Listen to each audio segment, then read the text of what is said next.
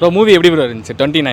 நல்லா இருந்துச்சு bro. 2010 and 15 அந்த கேட்டகரியில் இருக்கவங்களுக்கு இன்னும் நல்லா கனெக்ட் ஆகும். அப்படிங்களா? இப்போ 29 மூவி எப்படி ப்ரோ?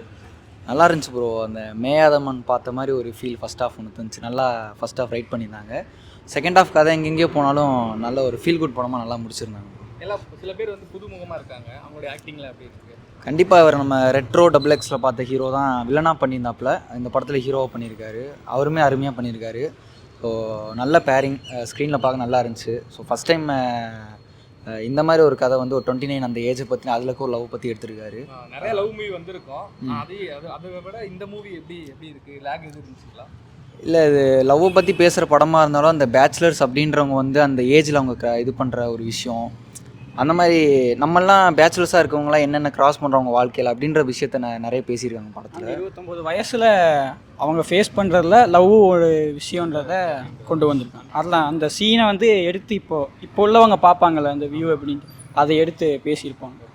நல்லா என்ஜாய் பண்ணிங்களா? நல்லா இருந்துச்சு ப்ரோ படம். கண்டிப்பாக பாருங்கள். மூவி எப்படின்னு பார்க்கலாம். நல்லா இருக்கு. எல்லாம் புதுமுகமாக இருக்காங்க, எப்படி நடிச்சிருக்காங்க? நல்லா இருக்கு. நல்லா இருக்கு. நல்லா இருக்கு.